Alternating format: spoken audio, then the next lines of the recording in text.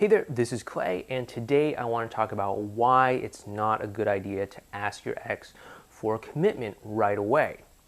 Okay, so the reason why you probably are not going to get great results asking your ex for a commitment right off the bat is simply this. Number one, they need to be able to viscerally experience the fact that something is different between you and them, okay?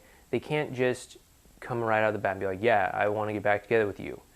Unless, some like weird thing happens, like once in a blue moon or something. But the way that they're going to change their mind about getting back together with you is when they realize that they are not walking right back into the same relationship that they walked out the door on in the first place, okay?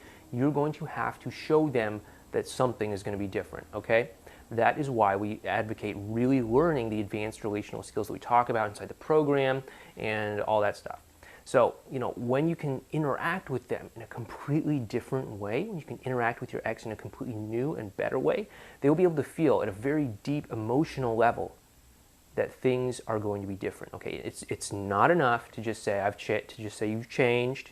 It's not enough to tell them that things are going to be different. It's not enough to apologize. They have to be able to experience themselves that things are going to be different, okay? Because you can't just logic or reason with your ex and be able to be like, yeah, things are going to be different. I'm like a totally better person. I promise. Boy Scouts honor or anything like that. You have to be able to show them that things are going to be different. You have to be able to demonstrate this on a consistent basis, okay?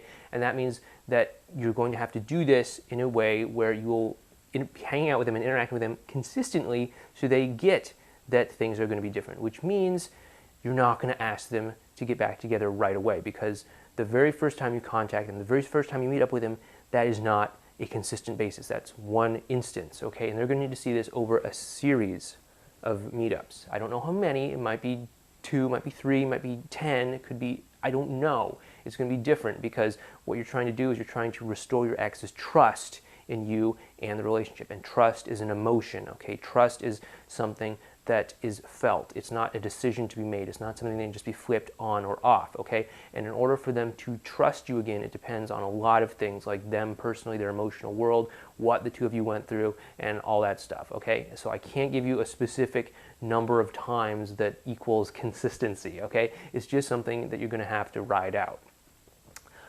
And what you want to do is you want to focus on having great interactions with your ex during that time, okay, where the two of you can actually just enjoy being with each other, where the two of you can just have a great time. And that is going to really show them that they can actually interact with you and it can feel good and all that. And that's going to open the door to much better things in the future, okay?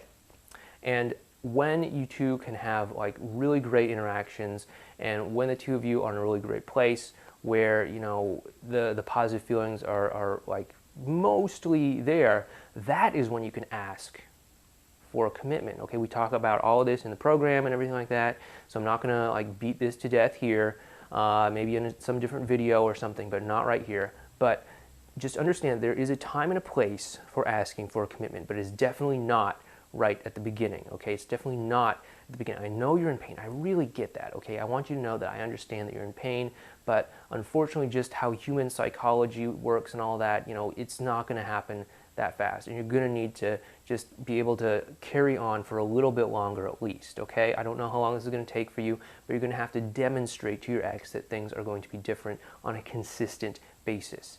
Those are two very important things. It has to be demonstrable, okay? It means you have to be able to physically show them. Like if you're like, yeah, I'm not an angry guy anymore, then you're going to have to physically show them on a day-to-day basis on, every aspect of your life that you're not going to lose your temper and that you're a cool-headed person now, and that, after you do that, number 2, on a consistent time frame, they'll start to change their opinion of you, and they'll start to consider the idea of, yeah, maybe things are going to be different when we get back together. Because again, your ex does not want to walk back into the same relationship that they left in the first place. Something has to be different for them to want to come back, okay? And you're going to have to show them that. So I hope this answers your question about why it's not a great idea to really ask for the commitment right away. And I hope it tells you a little bit about maybe what's going on and what you're going to have to do moving forward. And if you'd like some more help on how to get back together with the person that you love, please head on over to relationshipinnergame.com and sign up there. And you can get help from us through our newsletter, and we'll start sending you tips to help you get back together with the person that you love. So again, this has been Clay, and thank you. See you over on Relationship Inner Game.